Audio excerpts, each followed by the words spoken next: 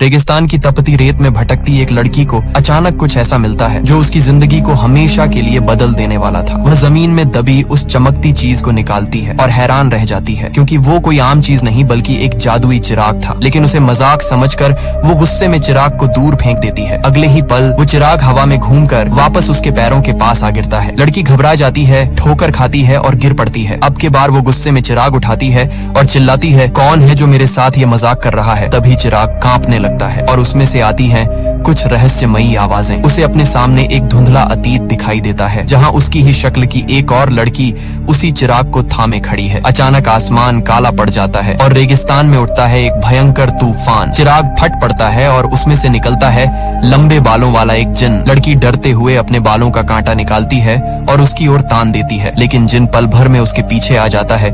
उसकी खुशबू सूंघता है और मुस्कुराकर कहता है, तो आखिरकार तुम मिल गई। 988 साल बाद। सदियों तक चिराग में कैद रहने की वजह से उसका सिर चकरा रहा था। लड़की उसे पागल समझकर जाने लगती है, पर जिन हाँफते हुए उसके पीछे आता है और कहता है, रुको, मैं तुम्हारा जिन हूँ, इस चिराग का जिन। पर लड़की उसकी एक नहीं सुनती और वहाँ से निकल जाती है। जब वो अपने आलीशान होटल पहुँचती है, दरवाजा खोलते ही उसके होश उड़ जाते हैं। कमरा जिनके लंबे उड़ते बालों से भरा पड़ा था और वो खुद सोफे पर बैठा मुस्कुराते हुए उसकी ओर देख रहा था। लड़की झुंझलाकर कहती है, तुम यहाँ क्या कर रहे हो? जिन हल्की मुस्कान के साथ जवाब देता है, बस तुम्हें वो याद दिलाने जो तुम 933 साल पहले भूल गई थी। जिन अपने लंबे लंबे बालों को सबूत की तरह सामने करता है और कहता है, देखा, ये हैं सदियों की कैद के निशान। लड़की हंसते हुए तंज कसती है, ओह सच में? तो फिर 933 सालों में तुम्हारी दाढ़ी क्यों नहीं बढ़ी मिस्टर जिन? उसकी ये बात सुनकर जिन सन्न रह जाता है। कुछ पल तक उसे कोई जवाब नहीं सूझता।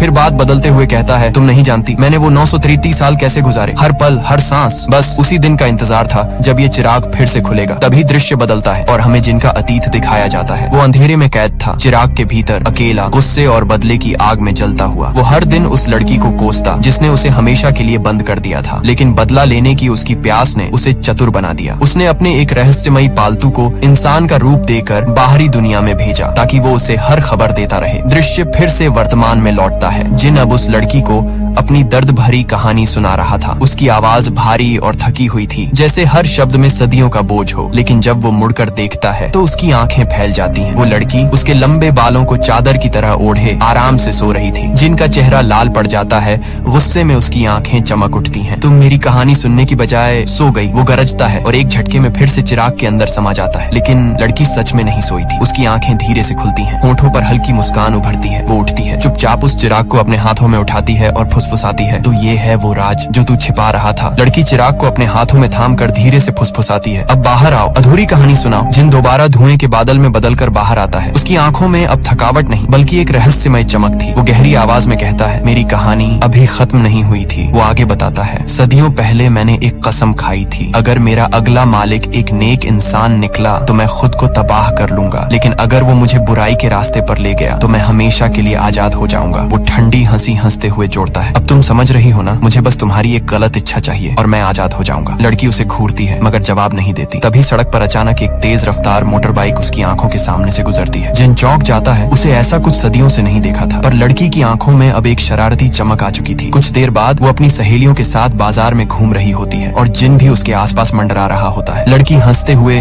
उससे धीमी आवाज में कुछ कहती है और जब उसकी सहेलियां पूछती हैं, तू किससे बात कर रही है, वो मुस्कुराकर जिन की ओर इशारा करती है, लेकिन किसी को कुछ दिखाई नहीं देता। लोगों को लगता है वो पागल हो गई है क्योंकि लड़की अब हवा में बात कर रही थी और बीच बीच में जिन को गालियां देने लगती है। सब हैरानी से उसे घूरने लगते हैं। जिन हक्का बक्का रह जाता है, ये क्या कर रही है ये लड़की? धीरे धीरे उसके मन में शक पनपता है, शायद ये लड़की पहले से ही एक बुरी इंसान है। उसी वक्त लड़की एक दुकान में दाखिल होती है जहाँ पुराने सामानों का ढेर लगा था। वहाँ उसकी नजर एक और चिराग पर पड़ती है। वो मुस्कुराती है और बिना कुछ सोचे उसे रगड़ देती है। धुएं का गुबार उठता है और उसमें से निकलता है एक दूसरा जिन। वो ताकतवर था मगर हैरान। लड़की तुरंत पूछती है, क्या तुम उस लंबे बालों वाले जिन को जानते हो? जिन जवाब देता है, हाँ, वो मेरा धड़ाम। लड़की उसे जोरदार थप्पड़ मार देती है। पहला जिन ये सब देख हैरान रह जाता है। लड़की मुस्कुराती है और अपने जिन से पूछती है, तुम उड़ सकते हो, है ना? वो कुछ कह भी नहीं पाता कि लड़की अचानक कहती है, तो उड़ चलो। अगले ही पल जिन हवा में बदल जाता है और लड़की उसके साथ आसमान में उड़ जाती है। हवा में गूंजती है उसकी हंसी। अब खेल शुरू हुआ है मेरे जिन। वो दोनों आसमान चीरते हुए पूरे शहर के ऊपर से उड़ते हैं। नीचे लाखों रोशनी चमक रही थी, जैसे सितारे जमीन पर उतर आए हों। कुछ ही देर में वो एक बहुत ऊंची इमारत की छत पर पहुंचते हैं। तेज हवा उसके बालों को उड़ा रही थी और नीचे का नजारा देखकर लड़की के चेहरे पर सच्ची खुशी झलक रही थी। लेकिन अगले ही पल उस खुशी की जगह एक डरावनी मुस्कान ले लेती है। वो जिन की ओर मुड़ती है और धीमी आवाज में कहती है, जानते हो, मैं इस पल का, इस जगह का इंतजार कर रही थी। सही वक्त, सही ऊंचाई, अपनी असलियत दिखाने के लिए। जिन कुछ समझ पाता उससे पहले ही वो लड़की मुस्कुराते हुए उसके सीने पर हाथ रखती है और उसे नीचे धक्का दे देती है। जिन चीखते हुए हवा में गिरता चला जाता है और शहर की रोशनी उसके चारों ओर धुंधली पड़ जाती है। ऊपर इमारत की छत पर खड़ी लड़की बस मुस्कुरा रही थी। उसकी आंखों में एक पागलपन था, एक अजीब सा आनंद। लेकिन जिन इतनी आसानी से मरने वाला नहीं था। वो हवा में खुद को संभालता है और पल भर में फिर से उसके सामने आ खड़ा होता है। गुस्से से कांपता हुआ वो उसकी गर्दन पकड़ लेता है और दहाड़ता है, तू आखिर है कौन? लड़की उसके चेहरे की तरफ देखती है और मुस्कुराते हुए कहती है, मुझे मारने से पहले क्या मैं तुम्हें मारने की कोशिश कर सकती हूँ? उसके होठों पर वही पागलपन भरी मुस्कान थी। जिन कुछ पल के लिए उसे देखता रह जाता है। वो समझ नहीं पाता कि ये लड़की इंसान है या कोई और दानव। वो जिसे बुरा बनाना चाहता था वो तो पहले से ही उससे कहीं ज्यादा खतरनाक निकली। गुस्से में जिन चीखता है और हवा में गायब हो जाता है। लेकिन लड़की पीछे से चिल्लाती है, वापस आओ, खेल अभी खत्म नहीं हुआ। जिन फिर लौट आता है। उसकी आंखें अब आग की तरह जल रही थी। वो दोबारा उसका गला पकड़कर गरजता है, 931 साल से मैं तेरे जाल में फंसा हुआ हूँ। लड़की अब खुलकर हंसने लगती है। उसकी हंसी आसमान तक गूंज उठती है। वो कहती है, अगर यही तुम्हारा प्लान है तो मुझे 3 इच्छाओं की जरूरत नहीं। मुझे तो बस तुम्हें गिरते देखना अच्छा लगता है। वो अपनी आंखों में चमक के साथ जोड़ती है, चलो फिर से नीचे गिरो, क्योंकि इस खेल में मजा आना शुरू हो गया है। जिन गुस्से में दहाड़ उठता है और चारों ओर हवा की तेज लहरें उठने लगती हैं। अब ये खेल सिर्फ इच्छाओं का नहीं रहा, ये था बदले और पागलपन की टक्कर। लेकिन सवाल अब भी बाकी था, क्या ये पागल लड़की इस बार भी जिन को मात दे पाएगी या फिर जिन की 933 साल की नफरत आखिरकार अपनी जीत देखेगी? और इसी के साथ एपिसोड 1 समाप्त हो जाता है, जिसके बाद एपिसोड 2 में हमें दिखाया जाता है कि हजारों साल पुराना एक जिन जो सदियों तक अंधेरे में कैद रहा, जब पहली बार इंसानों की दुनिया में आया तो उसने सोचा था कि अब आजादी का असली मजा लेगा। मगर उसे क्या पता था कि उसकी सबसे कीमती चीज इंटरनेट पर वायरल हो जाएगी। जब उसने गुस्से में दहाड़ लगाई तो पूरा शहर अंधेरे में डूब गया। हर गली, हर सड़क की बत्तियां एक साथ बुझ गईं। और जब उसने पहली बार एक ट्रैक्टर देखा तो ऐसे हैरान हुआ मानो कोई अजूबा देख लिया हो। लेकिन सबसे बड़ा झटका तो तब लगा जब वो एक पुराने वीडियो गेम का दीवाना हो गया। दिन रात बस वही खेलता रहता, खुद को गेम का बादशाह समझते हुए। फिर एक दिन एक छोटे से बच्चे ने उसे हराकर उसकी इज्जत का फालूदा बना दिया। ऊपर से उस पर 10,000 रुपए का कर्ज चढ़ गया। बेचारा जिन अब हक्का बक्का था, पैसे कहाँ से लाए ये समझ नहीं आ रहा था। आखिरकार उसने अपनी मालकिन गायंग से पैसे मांगे, मगर लड़की ने साफ इनकार कर दिया, 1 पैसा भी नहीं मिलेगा। बस यही सुनते ही जिन का गुस्सा फूट पड़ा। वो चिल्लाया और एक झटके में गायंग को हवा में उछाल दिया। वो ऊपर उड़ती गई और नीचे गिरते हुए बस इतना चिल्लाई, मैं वापस जरूर आऊंगी। लेकिन कुछ समय पहले जब गायंग अपना घर छोड़ रही थी तो उसने जानबूझकर वो जादुई चिराग वहीं छोड़ दिया था, ताकि जिन हमेशा के लिए वहीं फंसा रह जाए। मगर वो चालाक जिन उसका पीछा करते करते प्लेन तक पहुंच गया और उसके साथ सीधा कोरिया तक आ पहुंचा। वहाँ की बुजुर्ग औरतें जब उस हैंडसम जिन को देखती हैं तो उनके चेहरे खिल उठते हैं। उन्हें लगता है कि गायंग को आखिरकार एक बॉयफ्रेंड मिल गया है। लेकिन गायंग का तो खून खौल उठता है। वो गुस्से में उसे मारने ही वाली थी कि तभी उसकी दादी वहाँ आ जाती है। दादी को जिन दिखाई नहीं देता। उन्हें लगता है गायंग फिर से हवा में बात कर रही है और डरते हुए कहती हैं, लगता है उसकी पुरानी बीमारी फिर लौट आई है। गायंग को अचानक अपनी दादी की वो बात याद आ गई, जब भी गुस्सा आए घड़ी की टिक टिक सुनो, दिल अपने आप शांत हो जाएगा। बचपन में गायंग को बहुत ज्यादा गुस्सा आता था। वो दूसरों की भावनाएं समझ ही नहीं पाती थी। न उसे खुशी महसूस होती थी न दुख, बस एक अजीब सी खालीपन। माँ बाप ने उसे राक्षस समझकर दादी के पास छोड़ दिया था। कहते थे ये बच्ची अलग है, बहुत अलग। लेकिन दादी ने कभी उसे अकेला नहीं छोड़ा। एक बार गुस्से में गायंग ने खुद अपनी दादी का गला दबा दिया था। वो पल उसकी जिंदगी का सबसे अंधेरा था, पर दादी ने गुस्सा नहीं किया। उन्होंने बस इतना कहा, देखो जितना दर्द तुम्हें हो रहा है उतना ही दर्द मुझे भी हो रहा है। वो लम्हा गायंग के दिल में हमेशा के लिए ठहर गया। पहली बार उसने किसी और का दर्द महसूस किया और उसी पल उसकी आंखों से आंसू निकल पड़े। धीरे धीरे दादी के प्यार और सिखावन ने उसे बदल दिया। वो पहले जैसी नहीं रही, लेकिन दादी की सख्ती ने उसके अंदर एक चिढ़, एक विद्रोह भी जगा दिया था। एक दिन उसने गुस्से और उदासी के बीच दादी से पूछा, दादी मैं आपसे दूर कैसे जा सकती हूँ? दादी मुस्कुराई और बोली, बहुत आसान है बेटा, खूब पढ़ाई करो, यूनिवर्सिटी में पहला स्थान लाओ, फिर तुम आजाद हो जाओगी। गायंग ने दिन रात एक कर दिया। पढ़ाई पढ़ाई में अपना पूरा दिल लगा दिया और आखिरकार हर बार फर्स्ट आई। लेकिन जब यूनिवर्सिटी खत्म हुई तो सबको हैरानी तब हुई जब उसने ऑफिस की नौकरी छोड़कर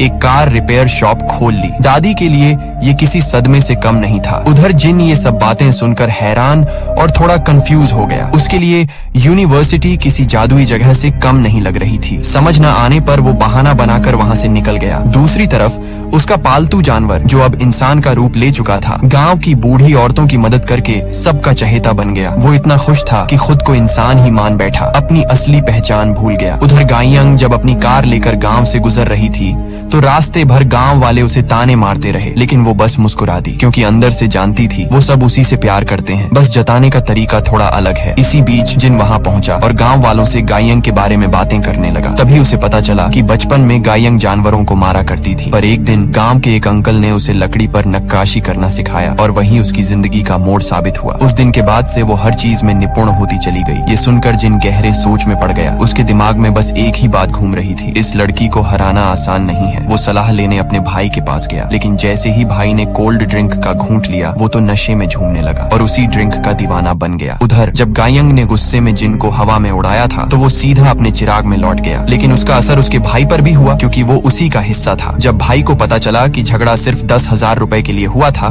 तो उसने तुरंत जिन को पैसे दे दिए। इसके बाद जिन ने भाई से पूछा, भाई ये एंटी सोशल पर्सनैलिटी क्या होती है? भाई उसे एक इंटरनेट कैफे ले गया और जब जिन ने पहली बार गूगल पर गायंग का नाम सर्च किया तो स्क्रीन देखते ही उसकी चीख निकल गई। वो समझ चुका था कि गायंग कोई आम लड़की नहीं, वो हमेशा दूसरों के लिए विश मांगती आई थी। और अब जिन को साफ एहसास हो गया, इस बार मैं हार जाऊंगा। पुलिस और फायर ब्रिगेड जब वहां पहुंची तब आग पहले ही बुझ चुकी थी। जिनकी हालत अजीब सी बिगड़ी हुई दिख रही थी। गायंग ने ऐसा दिखाया जैसे वहां कुछ हुआ ही ना हो, बस एक हल्का सा मोड़, एक पत्थर जैसा चेहरा। उसने साथ में खड़े जिन को एक जोरदार घूंसा ठोंक कर वहीं छोड़ दिया और बिना देखे चली गई। रात को वह अपने दोस्त के साथ अपने पसंदीदा रेस्टोरेंट में बैठी थी। ये उसका हर बुधवार का रूटीन था। दोस्त ने उसके हाथ पर लगी चोट देखी पर गायंग ने इसे हवा में उड़ा दिया। दोस्त की आंखों में उदासी दिखी, वह उसके रूखेपन से टूट कर रो पड़ी। गायंग ने चुप कराते हुए उसकी पीठ थपथपाई। वह भावनाएं न समझती थी पर जानती थी कि दोस्त उससे सच्चा प्यार करती है। पानी लेने गई दोस्त ने अनजाने में फोन से एक तस्वीर खींच ली और उस तस्वीर में जैसे किसी ने उसे जकड़ लिया हो। धुंधले से जिन का अक्स भी कैद हो गया। गायंग ने यह देखकर सोचा कि जिन उसका पीछा कर रहा है और वह गुस्से में बाहर भाग पड़ी। शांत करने के लिए जिन ने उसे एक साधारण सा हेयर क्लिप दिया। गायंग ने शर्त रख दी, अगर तुम यह क्लिप पहनोगे तो सिर्फ मैं ही तुम्हें देख पाऊंगी। फिर उसने एक खतरनाक दांव खेलने का फैसला किया। उसने कहा, तुम्हें सड़क पर मिलने वाले 5 लोगों की इच्छाएं पूरी करनी होंगी। अगर उनमें से 3 अपनी इच्छा की वजह से बर्बाद हो गए तो मैं तुम्हारी बाकी 2 इच्छाएं मांग लूंगी और फिर तुम्हें मारने का हक मिलेगा। जिन चौंक गया, किस तरह कोई अपनी जिंदगी की बाजी लगा सकता है। लेकिन गायंग ने ठान लिया था कि उसे डर नहीं। उसकी पहली इच्छा यह थी कि जिन साबित करे इंसान हमेशा बर्बादी की ओर ही जाता है। अब खेल शुरू हो चुका था और शहर की भीड़ में उन्हें जो मिलने थे वे थे।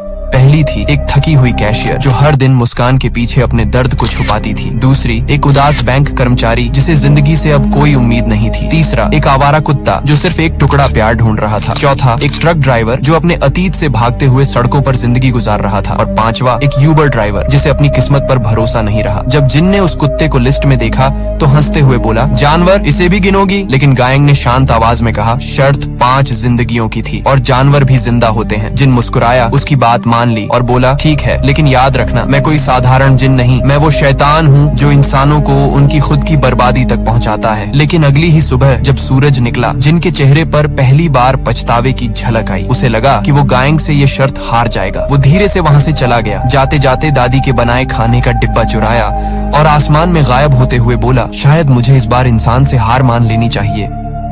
एपिसोड की शुरुआत होती है जब इब्लिस आखिरकार गायंग की इच्छा मान लेता है। गायंग मुस्कुराती है और कहती है, मैंने इच्छा मांग ली, अब तुम ये हेयर पिन पहन लो। इब्लिस थोड़ा झिझकता है, चेहरे पर गुस्सा भी है और अंदर से थोड़ी शर्मिंदगी भी। वो हेयर पिन तो ले लेता है लेकिन दिल के अंदर जलन सी उठती है। गायंग हंसते हुए पूछती है, तुम इतने मशहूर जीनी क्यों हो? तुम तो सदियों से कैद में थे ना? इब्लिस धीरे से जवाब देता है, क्योंकि मैंने ऊपर वाले का आदेश नहीं माना था। गायंग फिर पूछती है, वो क्यों? इब्लिस की आवाज गहरी हो जाती है, मैं मिट्टी से बने कमजोर इंसान के सामने क्यों झुकूं? अचानक गायंग बोलती है, वो देखो नीचे पैसे पड़े हैं। इब्लिस झट से नीचे झुक जाता है और यही सीन सबसे फनी है क्योंकि इस पल जीनी खुद इंसान के सामने झुका हुआ होता है। इब्लिस झेंपते हुए कहता है, मैं तो बस अपने जूते साफ कर रहा था, ज्यादा मत हंसो। और फिर आंखें तरेर कर जोड़ता है, एक दिन तुम्हें मैं खुद करप्ट कर दूंगा और तुम्हारी गर्दन को नरक के दरवाजे पर लटका दूंगा।